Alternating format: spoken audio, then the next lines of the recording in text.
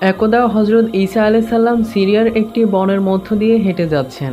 হঠাৎ তিনি তার সামনে একটি মরা মানুষের খুলি দেখতে পান।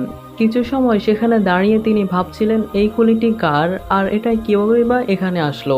এটা জানার জন্য তার মনে কৌতূহল জাগলো।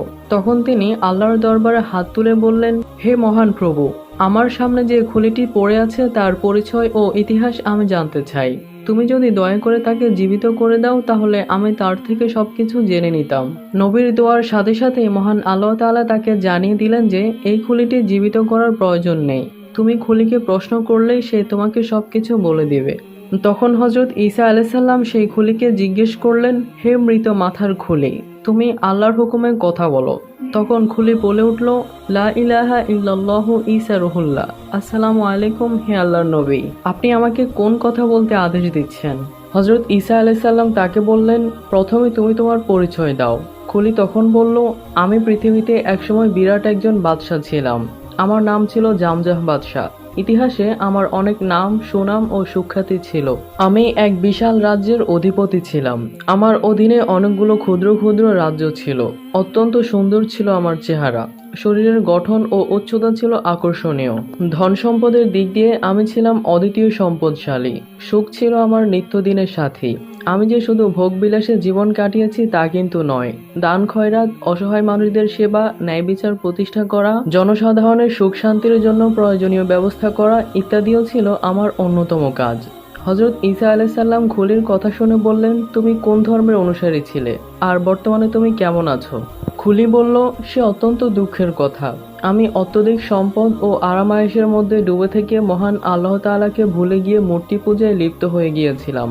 মূর্তি পূজার ক্ষেত্রে কোনো ন্যায় অন্যায়ের কথাই ছিল না। যখন যা ইচ্ছে হয়েছে তাই করেছি। লক্ষ লক্ষ টাকা খরচ করে নারী পুরুষের উলঙ্গ নাচ গানের ও ব্যভিচারের আসর নিয়ে উপভোগ করেছি। রাজকীয় জৌলুস ও আড়ম্বরের কথা বলতে গেলে আজ আমার আত্মা কেঁপে ওঠে। আমি পৃথিবীতে বসে যখন কোনো সফরের উদ্দেশ্যে রওনা করতাম তখন আমার সম্মুখে ৫,০০০ অশ্বারোহী সৈন্য থাকত। চতুর্পাশে থাকত কয়েক হাজার প্রহরী ও দাসদাসী। অধিকাংশ সময় আমি হাতির পৃষ্ঠে সওয়ার হতাম।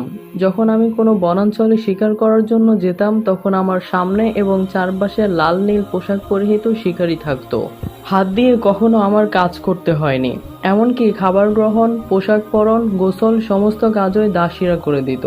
আমার সিংহাসন ছিল স্বর্ণের তৈরি ও মণিমুক্তা খচিত। আমার ইঙ্গিতে মুহূর্তে হাজার হাজার মানুষের শিরশ্ছেদ হতো।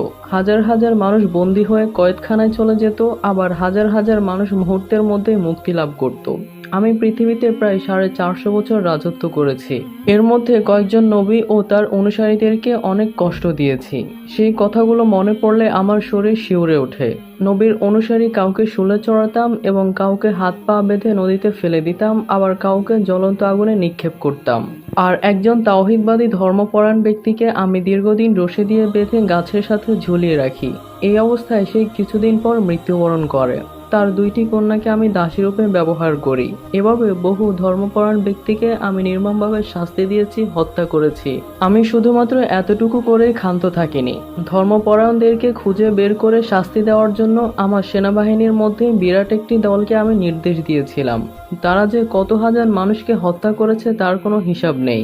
আমি যে মূর্তি পূজার ভক্ত হয়েছি তা একান্ত আমার শেষ জীবনের ভিত্তি। প্রথম জীবনে আমি ধর্মকর্মের ধার ধারিনি। তখনকার জীবন ছিল আরও উচ্ছৃঙ্খল। বিভিন্ন নিকৃষ্ট কাজে আমি অভ্যস্ত ছিলাম, যা বর্ণনা করতে আমার কাছে এখন লজ্জাবোধ হয়। আমার রাজমহলে ছিল হাজার হাজার কর্মচারী। হযরত ঈসা আলাইহিস সালাম খুলির নিকট সমস্ত বৃত্তান্ত শুনে বললেন, আচ্ছা, এখন তুমি বলো কিভাবে তোমার মৃত্যু হয়েছে। মৃত্যুর সময় তুমি কি অবস্থায় ছিলে এবং পরে কি হয়? খুলি বলল, সে এক বিষাদময় কাহিনী যা বলতে আমার অন্তরাত্মা শুকিয়ে যায়। আমার মৃত্যুর কয়েকদিন পূর্বে একদিন আমি স্বপ্নে দেখলাম আমাকে কিছু শৃগাল, কুকুর ও বাঘের ন্যায় কিছু হিংস্র প্রাণী আক্রমণ করেছে। তখন আমি চিৎকার দিয়ে আমার দেহরক্ষী ও সেনাবাহিনীদেরকে ডাকতে লাগলাম, কিন্তু সকলে দূরে বসে বসে আমার এই অবস্থা দেখছিল শুধু। আমাকে বাঁচানোর জন্য কেউ আমার কাছে এলো না। আমি আরো চিৎকার দিয়ে ডাকতে লাগলাম, কিন্তু তাতেও কোনো লাভ হলো না। আমি ওই সময় কোনো রকমে তাদের কাছে গিয়ে পৌঁছালাম এবং আমার দুরবস্থার কথা তুলে ধরলাম, কিন্তু আমার কথার প্রতি কেউ কোনো খেয়ালই করেনি। তখন আমি ভীত হয়ে রাজমহলের ভিতরে প্রবেশ করার চেষ্টা করলাম। কিন্তু সেখানেও প্রধান দরজা ভিতর থেকে বন্ধ করে দেওয়া হয়েছে। দরজার উপর অনেক করাঘাত করলাম, কিন্তু কেউ দরজা খুলল না। হিংস্র প্রাণীরা ততক্ষণে আমার নিকট ধেয়ে আসলো। আমি ভয়ে দিশেহারা হয়ে অন্যদিকে ছোটাছুটি করার চেষ্টা করলাম। একটা সময় আমার পা আর চলছিল না। আমার উপর মহাবিপদ নেমে এসেছে দেখে শরীরের সমস্ত শক্তি দিয়ে চিৎকার করার চেষ্টা করলাম। ঠিক তখনই আমার ঘুমটা ভেঙে গিয়েছে। ঘুম থেকে উঠে দেখলাম চতুর্দিকে আমার বালাখানা, দাসদাসী সবকিছুই ঠিক আছে, আর তারা অনেকেই আমাকে ঘিরে চতুর্পাশে দাঁড়িয়ে আছে। জিজ্ঞাসা করলাম, তোমরা এভাবে আমাকে কেন্দ্র করে দাঁড়িয়ে আছো কেন? সকলে বলল, আপনি ঘুম থেকে যেভাবে ক্রন্দন করছিলেন তাতে আমরা কিছুটা ভয় পেয়ে গিয়েছি। আপনাকে জাগাতে আমাদের সাহস হয়নি, তাই আমরা প্রহরীর ন্যায় দাঁড়িয়ে আছি। অতঃপর আমি তাদেরকে বললাম, আমি এমন এক দুঃস্বপ্ন দেখেছি যা আমি আর কখনো দেখিনি। অতএব তোমরা আমার রাজ্যের জ্যোতিষীদেরকে খবর দাও। আমি তাদের থেকে স্বপ্নের বিস্তারিত ব্যাখ্যা জানব। আমার হুকুমে তারা দেশের জ্যোতিষীদেরকে খবর দিল। জ্যোতিষীগণ যখন এসে আমার দরবারে বসলো, তখন আমি তাদের নিকট আমার স্বপ্নের বিস্তারিত তুলে ধরলাম। আমার কথা শুনে সকলে নির্বাক হয়ে গেল, কেউ কোনো কথা বলল না। হঠাৎ একজন জ্যোতিষী বলে উঠল, বিষয়টি আপনার জন্য একটি বিপজ্জনক খবর। এটি আপনার জন্য একটি মহাবিপদ, যা আপনার মৃত্যুর পূর্বাভাস বলে ধরে নিতে পারেন। আমি তাদের কথা শুনে চুপ হয়ে গেলাম।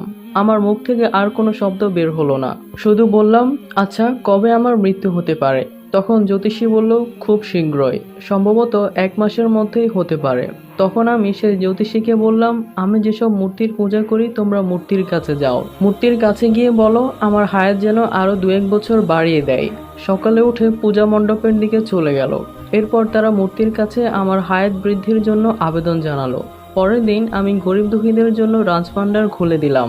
এমনকি দেশের মধ্যে যে সকল লোক নবীর অনুসারী ছিল তাদের নিকট দোয়া চেয়ে আবেদন করলাম। অনেক দাসদাসীকে মুক্ত করে দিলাম, কিন্তু এসব চেষ্টায় কোনো ফল উদয় হলো না। পরের দিন আমার শরীর অসুস্থ হয়ে গেল। আমি দাঁড়াতে গিয়ে পড়ে গেলাম। শরীর জখম হলো এবং শরীরের শক্তি হারিয়ে ফেললাম। মাথার মধ্যে যন্ত্রণা সৃষ্টি হলো, শরীরের উত্তাপ বেড়ে গেল। আমি খুবই অসুস্থ বোধ করতে লাগলাম। তখন দেশের সকল ডাক্তার ও হাকিম কবিরাজদের খবর দেওয়া হলো। ওরা এক এক করে আমার চিকিৎসা আরম্ভ করলো। এত চেষ্টাতেও কিছুই হলো না। দিন দিন আমার অসুস্থতা বেড়ে যেতে লাগলো। 5ম দিনে আমার জবান বন্ধ হয়ে গেল এবং শরীর কাঁপতে কাঁপতে শীতল হয়ে গেল। পরবর্তীতে আমি জ্ঞান হারিয়ে ফেললাম। তখন আমি আর রাজমহলের কাউকে দেখতে পেলাম না। এমন সময় শুনতে পেলাম কে যেন সজোরে বলছে, জামজা বাদশার জান কবজ করে তাকে জাহান্নামে নিক্ষেপ করো। আমি এই কথা শুনে ভয়ে অস্থির হয়ে গেলাম। এমন সময় দেখলাম এক ব্যক্তি আমার সম্মুখে এসে দাঁড়ালো। তার মাথা ছিল আসমানে আর পা ছিল জমিনে। পোশাকে আবৃত ছিল তার পুরো শরীর। সে আমার সামনে দাঁড়ানোর সাথে সাথে আমার শরীরে এমন কষ্ট যন্ত্রণা অনুভব হতে লাগলো যে এত কষ্ট আমি কোনোদিন কল্পনাও করতে পারিনি। মনে হলো এক বিশাল কাঁটাদার গাছ আমার শরীরে ঢুকানো হচ্ছে। আমি যন্ত্রণায় পাগল হয়ে খুব জোরে জোরে চিৎকার করছিলাম, কিন্তু পৃথিবীতে কেউ সেই চিৎকার শুনছিল বলে মনে হয়নি। এরপরে আমার সামনে বিশাল দেহ বিশিষ্ট একটি দানবের মতো কেউ একজন আসলো। যন্ত্রণা ও কষ্টের কথা ভাষায় প্রকাশ করার মতো নয়। শেষ দিকে একটি বিশাল চিৎকার শুনে ভয়ে আমার প্রাণ থেকে দেহ বের হয়ে যায়। শুরু হয়ে গেল একদিকে আমার প্রাণের উপর আযাব, অন্যদিকে আবার দেহের উপর নির্যাতন। এরপরে মানুষেরা আমার লাশ দাফন করলো। দাফন করার পর আমার উপর আরম্ভ হয় আরো অনেক বড় ধরনের আযাব। কবরের 2 পাশের মাটি এসে আমাকে এমনভাবে চাপ দিল যে সমস্ত হাড়টি চূর্ণ বিচূর্ণ হয়ে মাংস, রক্ত সবকিছু মাটির সাথে মিশে গেল। ক্ষণিকের মধ্যে আমার পুরো শরীরটা ঠিক হলো পুনরায়। মাটি আবার আমার শরীরের উপর চাপ দিল। এভাবে চাপের পর চাপ দিতেই থাকলো। এক একবার চাপে আমার কি পরিমাণ কষ্ট হয়েছিল তা আমার মুখে বর্ণনা করা কঠিন। এত কষ্ট যাতনা আমার জীবনে হবে তা আমি কখনো কল্পনাই করতে পারিনি। এই ঘটনার কিছুক্ষণ পর মুনকার নকির নামে অদ্ভুত চেহারা 2 জন ফেরেশতা এসে জিজ্ঞেস করলো, হে পাপিষ্ঠ, আমরা তোমার ভালো মন্দ সকল কাজের লেখক বা সংরক্ষণকারী। তোমার জীবনে ভালো কাজের কোনো চিহ্ন নেই। জীবনে যা কিছু করেছো সবই পাপের কাজ। অতএব তুমি এখন তোমার কাজের প্রতিফল গ্রহণ করো। একথা বলেই তারা কালো আগুনের শিকল দিয়ে আমার সাদা শরীর বেঁধে ফেললো। তখন আমার শরীরে আরম্ভ হলো আরেক প্রকার দাহ। শিকলের আগুন একবার জ্বলে উঠে আবার নিভে যায়। যখন আগুন জ্বলে তখন আমার শরীর পুড়ে ছাই পর্যন্ত থাকে না। আবার যখন আগুন নিভে যায় তখন আমার শরীর পুনরায় ঠিক হয়ে যায়। এভাবেই চলতে থাকে আমার উপর মহান যন্ত্রণাদায়ক আযাব। আমার অনুমান এক একটি আযাব দীর্ঘ কয়েক শতাব্দী যাবৎ চলার পরে তারপরে পরিবর্তন ঘটে। পরে দেখলাম স্বাভাবিক পোশাক পরা অবস্থায় দুজন ফেরেশতা আমার সামনে আসলেন। তাদের পিছনে বিরাট এক সেনাবাহিনী আর তাদের হাতে নানা ধরনের অস্ত্র। ফেরেশতা আমার নিকট এসে জিজ্ঞেস করলো, হে কবরবাসী, তোমার প্রভুর নাম কি? আমি কিছু না জেনেই বলে দিলাম, তোমরাই আমার প্রভু। তখন তারা ক্ষিপ্ত হয়ে সেনাবাহিনীকে সম্মুখে এগিয়ে যেতে বলল। সেনাবাহিনীর এক এক ধরনের সৈন্য এক এক ধরনের অস্ত্র দিয়ে আমার উপর নির্যাতন চালাতে শুরু করলো। তখনকার কষ্ট ও যন্ত্রণা ছিল পূর্বের চেয়ে অনেক বেশি পীড়াদায়ক। এভাবে কয়েক শতাব্দী অতিবাহিত হওয়ার পর উক্ত ফেরেশতা আবার আমার কাছে এসে জিজ্ঞেস করলো, হে কবরবাসী, তোমার ধর্ম কি? আমি উত্তরে বললাম, আমি জানি না। তখন তারা আরেক দল সেনাবাহিনীকে আমার নিকট পাঠিয়ে দিল। এরা উত্তপ্ত শিখ দ্বারা আমার শরীর মাটির সাথে গেঁথে দিল। এই আযাব পূর্বের চেয়ে আরো অনেক ভয়ানক বলে মনে হলো। দীর্ঘ কয়েক শতাব্দী এই আযাব ভোগ করার পর একদিন শুনলাম কে যেন বলছে, এখন জামজাকে দোজখে নিক্ষেপ করে দাও। এরপর সাথে সাথে আমার শরীরকে রূহ থেকে ভিন্ন করে দেওয়া হলো। শরীরটার খবর আর জানি না। আমার রূহকে দোজখের এক পাশে রাখা হলো। আমি তখন চতুর্দিকে চেয়ে দেখলাম, অনেক দূরে এক সুন্দর জায়গায় হযরত ইব্রাহিম আলাইহিস সালাম, হযরত সুলাইমান আলাইহিস সালাম সহ আরো কয়েকজন নবী সেখানে উপবিষ্ট ছিলেন। অনতি দূরে বিশাল আকৃতির একজন ফেরেশতাকেও দেখলাম, সম্ভবত তিনি দোজখের দারোয়ান। একজন ফেরেশতা এসে তার অধীনস্থ ফেরেশতাদেরকে হুকুম দিল আমাকে দোজখে নিয়ে যাওয়ার জন্য। আমি তখন কেঁদে কেঁদে বললাম, আমার পৃথিবীর সকল সম্পদ আমি গরিব দুঃখী মানুষদেরকে দান করে দেব। আজকের মতো আমাকে মুক্তি দান করুন। ফেরেশতারা বলল, সেই ধন দৌলত ও রাজ্যের উপর আজ তোমার কোনো অধিকার নেই। সব চেষ্টা করেও সেখানের একটা পয়সা কাউকে দেওয়ার অধিকার তোমার নেই। আজকে সে রাজ্যের অধিকারী ও মালিক তোমার সন্তানেরা, যারা তোমার নাম স্মরণ করে কোনোদিন গরিব মানুষদেরকে কোনো টাকা পয়সা দান করবে না। অতএব আজকে তুমি এসব কিছুরই আশা করতে পারো না। যতদিন তুমি জীবিত ছিলে ততদিন তুমি যে দান খয়রাত ও ভালো কাজ করেছিলে তার প্রতিফল মহান আল্লাহ তাআলা তোমাকে অবশ্যই দিবেন। তবে তা পেতে হলে তোমাকে অনেকদিন কষ্ট সহ্য করতে হবে। এর পূর্বে তোমাকে তোমার অন্যায় কার্যগুলোর শাস্তি ভোগ করতে হবে। কতকাল তোমার ভাগ্যে এই শাস্তি চলতে থাকবে তা একমাত্র মহান আল্লাহ তাআলাই ভালো জানেন। সে খবর আর কারো জানার কথা না। দ্বিতীয়ত, তিনি তোমার নিকট কোনো ধন দৌলত আশা করেন না। তিনি কারো নিকট থেকে টাকা পয়সা গ্রহণ করেন না। আল্লাহর রাস্তায় ধন দৌলত দান করার ইচ্ছা আছে কিনা এবং থাকলে তা কতখানি দান খয়রাতের মাধ্যমে তিনি সেটাই পরীক্ষা করে থাকেন এবং সেই অনুসারে তিনি মানুষকে প্রতিফল দিয়ে থাকেন। আমি ফেরেশতাদেরকে বললাম, তাহলে কিছু সময়ের জন্য হলেও পৃথিবীতে আমাকে বসবাসের সুযোগ করে দিন। আমি পৃথিবীতে গিয়ে নিজ পরিবার সহ একসাথে জঙ্গলে গিয়ে আল্লাহর ইবাদতে মগ্ন হব। তারা বলল, তুমি পৃথিবীতে থাকা অবস্থায় এই ভয়াবহ দিনের কথা নবীগণ তোমাকে বারবার স্মরণ করিয়ে দিয়েছে, কিন্তু তুমি তখন ধন দৌলতের অহংকারে তাদের উপর অত্যাচার করেছিলে। তাদের প্রচারিত হুকুম উপেক্ষা করে পূজা অর্চনায় লিপ্ত ছিলে। এমনকি মৃত্যুর পর পৃথিবীতে গমন করার কোনো বিধান নেই এই সম্বন্ধেও তোমাকে জানানো হয়েছে, কিন্তু এসব কথার প্রতি তুমি কোনো গুরুত্বই দাওনি। আল্লাহ তাআলা তোমার ইবাদতের মুখাপেক্ষী নন। তুমি তার ইবাদত করো বা না করো তাতে তার কিছুই আসে যায় না। অতএব তুমি ইবাদত করার প্রলোভন দেখিয়ে কাকে খুশি করতে চাচ্ছ? এই ধরনের কথা তোমার নিছক নির্বুদ্ধিতার প্রমাণ বহন করে। এই অবস্থায় তখন আমি আর কোনো পথ খুঁজে পেলাম না। তখন আমি একজন নবীর নাম ধরে চিৎকার দিয়ে বলে উঠলাম, হে আল্লাহর নবী, আপনি আমাকে আপনার উম্মতের অন্তর্ভুক্ত করে নিন। আমার অপরাধ ক্ষমা করার জন্য মহান আল্লাহ তাআলার দরবারে একটু সুপারিশ করুন। এই চিৎকার শুনে নবী শুধু আমার দিকে একবার তাকালেন মাত্র। এর মধ্যেই ফেরেশতাগণ আমাকে বিশাল একটি গভীর অগ্নিকুণ্ডলীর মধ্যে নিক্ষেপ করলেন। আমি অগ্নিশিকল পর অবস্থায় অসহ্য যন্ত্রণায় কাতরাচ্ছিলাম আর সে অগ্নিকুণ্ডলীর তলদেশে তলিয়ে যাচ্ছিলাম। কত হাজার বছর ধরে এই পথ অতিক্রম করছিলাম তা আমি জানি না। এক পর্যায়ে সেই অগ্নিকুণ্ডলীর তলদেশে পৌঁছে গেলাম। সেখানে পৌঁছা মাত্রই লেলিহান আগুনের তৈরি সাপ, বিচ্ছু, নেকড়ে সবাই এসে আমার শরীরের মাংস খেতে আরম্ভ করলো। সাপ ও বিচ্ছুরা মাংস খায় না, তারা শুধু প্রতিনিয়ত আমাকে দংশন করতে লাগলো। আমার বিশাল দেহের এক পাশের মাংস খেয়ে যখন তারা অপর পাশে চলে যায় তখন এ পাশ আবার মাংসে পরিপূর্ণ হয়ে যায়। এভাবে কয়েক লক্ষ বছর ধরে এই সর্বাপেক্ষা কঠিন আযাব আমি ভোগ করতে থাকি। একটা সময় আমাকে স্থানান্তরিত করে একটি গাছের নিচে নিয়ে আসা হলো। আমি তখন কিছু খাবার ও পানির আবেদন করলে উক্ত গাছ থেকে একটি কাঁটাদার ফল আমাকে খেতে দেওয়া হয়। কাঁটাগুলো আমার মুখ ও গলা একদম ঝাঁঝরা করে দিল। আমি অনুভব করলাম প্রতিটি কাঁটাতেই রয়েছে খুব বিষাক্ত বিষ মিশ্রিত। তখন একজন ফেরেশতা বলল, এই গাছের নাম জাক্কুম। তখন আমি আবার আরেকটি বাসি ফল খেতে যাই, কিন্তু সেটা খাওয়ার সাথে সাথে আমি আমার খাবারের যে স্বাদ সেটা সারা জীবনের জন্য হারিয়ে ফেললাম। এখানে আমাকে অধিক সময় না রেখে তারা আমাকে একটু পাহাড়ের উপর নিয়ে গেল। সে পাহাড়ের দৈর্ঘ্য ছিল 3000 বছরের পথ। সেই পাহাড়ের মধ্যে ছিল 70টি গর্ত। বিভিন্ন রকমের আগুনে পরিপূর্ণ ছিল এই গর্তগুলো। ইতিপূর্বে আমার উপর যে সমস্ত আযাব হয়েছে তার সবগুলো আযাব এখানে বর্তমান আছে। উপরন্তু সেখানে আরো কত ধরনের নতুন আযাবের ব্যবস্থা ছিল। সেখানে যে সমস্ত নতুন আযাব ছিল তার মধ্যে ক্ষণে ক্ষণে মৃত্যুবরণ করা, ক্ষণে ক্ষণে জীবিত হয়ে আবার আযাবে নিপতিত হওয়া ছিল উল্লেখযোগ্য। উপরে ছিল পানির বদলে গলিত লৌহ, তাম্র, দস্তা ইত্যাদি, যা অহরহ টগবগ করছিল। অতঃপর আমাকে একটি কূপের মধ্যে নিক্ষেপ করা হলো। মুহূর্তের মধ্যেই আমার শরীরটা একটা পিণ্ডে পরিণত হলো।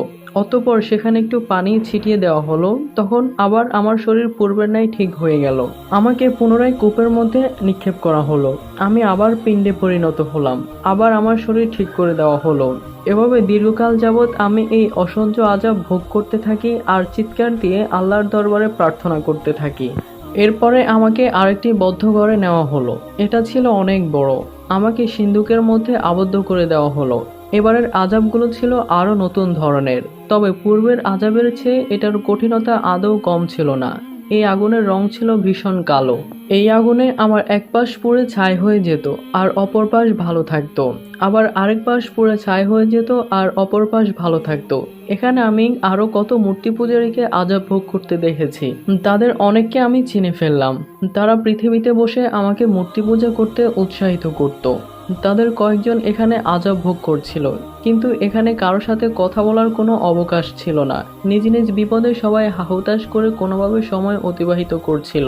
আমি ওই সময় চিৎকার দিয়ে আল্লাহর দরবারে বলছিলাম, হে রহমানুর রাহিম, আমি যদি আমার জীবনে কোনো নেক কাজ করে থাকি তবে তার বিনিময় হলেও আমাকে এখন মুক্তি দান করুন। বিশেষ করে হযরত আদম আলাইহিস সালাম যে কালেমা পাঠ করে ক্ষমা লাভ করেছিলেন, সেই কালেমার উসিলায় আমাকে আপনি এখন নাজাত দান করুন। এ সময় একজন ফেরেশতা এসে বলল, হে জামজা, তোমাকে যে আগুন দ্বারা এবং যে সমস্ত বিষধর প্রাণী দ্বারা আযাব দেওয়া হয়েছে, উহা থেকে বিন্দুমাত্র আগুন বা বিষ যদি পৃথিবীতে ফেলে দেওয়া হতো তাহলে নিমিষেই সমস্ত পৃথিবী পুড়ে ছাই হয়ে যেত। তবুও বলা যায় যে অন্যান্যদেরকে যে আযাব দেওয়া হয়েছে তোমার আযাব তার চেয়ে অনেক কম। তৃতীয়ত, দোজখের 7টি স্তর রয়েছে। এই সমস্ত স্তরের প্রত্যেকটির ভয়াবহতা পর্যায়ক্রমে অনেক। হুতামা হলো সবচেয়ে কম আযাবের স্থান। যারা পৃথিবীতে কম পাপ করবে তাদেরকে কম শাস্তি দেওয়ার জন্য এই হুতামা নামক জাহান্নাম তৈরি করা হয়েছে। হে জামজা, তোমাকে এই হুতামা দোজখের সবচেয়ে কম শাস্তিটাই দেওয়া হয়েছে।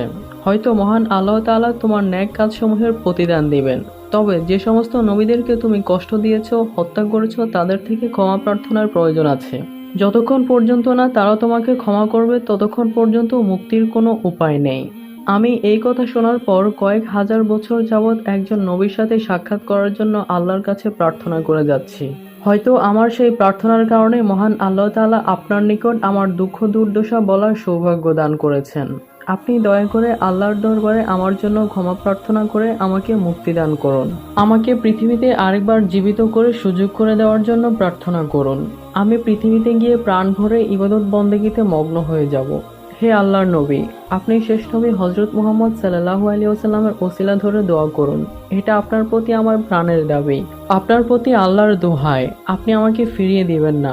আমি এখন ভীষণ দুর্বিষহ জীবনযাপন করছি, তা আপনি এখন নিজ চোখেই দেখতে পারছেন।